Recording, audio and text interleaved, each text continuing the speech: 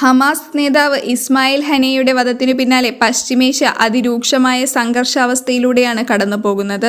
Arab രാജ്യങ്ങൾ രൂക്ഷ വിമർശനമാണ് വധത്തിന് പിന്നിലെന്ന് സംശയിക്കുന്ന ഇസ്രായേലിന് നേരെ ഉയർത്തുന്നത്.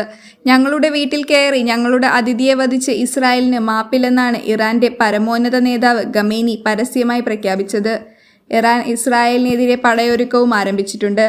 ഏത് നിമിഷവും ഒരു യുദ്ധമുണ്ടായേക്കാവുന്ന സാഹചര്യമാണ്. അതിനിടെ ഹനിയയുടെ വധം സംബന്ധിച്ച് കൂടുതൽ വിവരങ്ങൾ പുറത്തുവരുന്നു. ബോംബ് സ്ഫോടനത്തിലാണ് ഹനിയ കൊല്ലപ്പെട്ടതെന്നാണ് ഏറ്റവും പുതിയ റിപ്പോർട്ട്. ഇസ്രായേലി ചാരസംഘടനയായ മൊസാദിനുള്ളിലെ അതിവിപുല ബന്ധങ്ങളുള്ള മാധ്യമപ്രവർത്തകൻ റൊനെയിൻ ബർഗാമിനെ ഉദ്ധരിച്ച് ന്യൂയോർക്ക് ടൈംസാണ് ഞെട്ടിക്കുന്ന വിവരങ്ങൾ പുറത്തുവിട്ടിരിക്കുന്നത്. ബർഗാമിന്റെ റിപ്പോർട്ട് പ്രകാരം ടെഹ്റാനിലെ ഹനിയ താമസിച്ചിരുന്ന ഗസ്റ്റ് ഹൗസ് മുറിയിലുണ്ടായ ബോംബ് സ്ഫോടനമാണ് മരണകാരണം.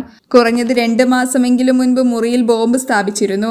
വടക്കൻ ടെഹ്റാനിലെ സമ്പന്നരുടെ വാസമേഖലയായ നിഷാന്ത് കോമ്പൗണ്ടിലുള്ള ഈ ഗസ്റ്റ് ഹൗസ് റവല്യൂഷണറി ഗാർഡിന്റെ കാവലിലാണ്. ഹനിയയുടെ മുറിയിൽ സ്ഥാപിച്ച ബോംബ് റിമോട്ട് കൺട്രോളർ ഉപയോഗിച്ചാണ് പൊട്ടിച്ചതെന്നാണ് റിപ്പോർട്ട്. ദോഹയിൽ താമസിക്കുന്ന ഹനിയ ടെഹ്റാനിലെത്തുമ്പോൾ സ്ഥിരമായി ഈ ഗസ്റ്റ് ഹൗസ് മുറിയിലാണ് താമസിക്കുന്നത്. സ്ഫോടനത്തിൽ കെട്ടിടവും തകർന്നിരുന്നു. പുലർച്ചെ 2-ന് ഉഗ്രശബ്ദം കേട്ട് നടുങ്ങിയ ഗസ്റ്റ് ഹൗസ് ജീവനക്കാരും സുരക്ഷാ ഉദ്യോഗസ്ഥരും അതിന്റെ പ്രഭവ കേന്ദ്രം തേടി പായുകയായിരുന്നു. ഒടുവിൽ ഹനിയയുടെ അംഗരക്ഷകനും ഉറങ്ങിയിരുന്ന മുറിയിലെത്തി.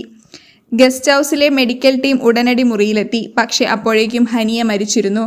അംഗരക്ഷകന് ജീവനുണ്ടായിരുന്നു. പ്രാഥമിക ശുശ്രൂഷ നൽകുന്നതിനിടെ അയാളും മരിച്ചു. ടെഹ്റാനിലുണ്ടായ ഹമാസിന്റെ ഡെപ്യൂട്ടി കമാൻഡർ ഖലീൽ അഹല്യ ഉടൻ സ്ഥലത്തെത്തി നേതാവിന്റെ മൃതദേഹം തിരിച്ചറിയുകയായിരുന്നു. തുടർന്ന് ഖുദ്സ് ഫോഴ്സിന്റെ കമാൻഡർ ജനറൽ ഇസ്മായിൽ ഖനിയെ വിവരമറിയിച്ചു. അദ്ദേഹമാണ് പരമോന്നത നേതാവ് ആയത്തുള്ള അലി ഖൊമേനിയെ ഉറക്കത്തിൽ വിളിച്ചുണർത്തി ദുരന്തവാർത്ത എത്തിച്ചത്. 4 മണിക്കൂറിന് ശേഷം പ്രാദേശിക സമയം രാവിലെ 7 മണിയോടെ റവല്യൂഷണറി ഗാർഡിന്റെ പ്രസ്താവനയിലൂടെയാണ് വിവരം പുറംലോകം അറിഞ്ഞത്. പിന്നാലെ ഖൊമേനി ഇറാന്റെ സുപ്രീം നാഷണൽ സെക്യൂരിറ്റി കൗൺസിൽ അംഗങ്ങളെയും വസതിയിലേക്ക് വിളിച്ചു വരുത്തി. ആ യോഗത്തിലാണ് ഇസ്രായേലിനെ നേരിട്ട് ആക്രമിക്കാനുള്ള ഉത്തരവ് അദ്ദേഹം നൽകിയത്. സംഭവത്തിന്റെ ഉത്തരവാദിത്തം പരസ്യമായി ഏറ്റെടുത്തിട്ടില്ലെങ്കിലും കഴിഞ്ഞ മണിക്കൂറുകളിൽ അമേരിക്കയുൾപ്പെടെ ചില രാജ്യങ്ങൾക്ക് ഓപ്പറേഷൻ വിവരങ്ങൾ ഇസ്രായേൽ കൈമാറിയെന്നാണ് സൂചന. കൊലപാതകത്തെക്കുറിച്ച് മുന്നറിവുണ്ടായിരുന്നില്ലെന്ന് ബുധനാഴ്ച American state secretary Antony Blinken പ്രതികരിച്ചു. ഹനിയയുടെ മരണം പുറത്തു വന്നയുടൻ മിസൈൽ ആക്രമണമാകും എന്ന നിലയിലായിരുന്നു വാർത്തകൾ. റവല്യൂഷണറി ഗാർഡിന്റെ കാവലിലുള്ള കെട്ടിടത്തിൽ ബോംബ് വയ്ക്കാൻ കഴിഞ്ഞത് ഇറാൻ സുരക്ഷാ സംവിധാനങ്ങളിലേക്കുള്ള ഇസ്രായേലിന്റെ കടന്നുകയറ്റമായാണ് കാണുന്നത്.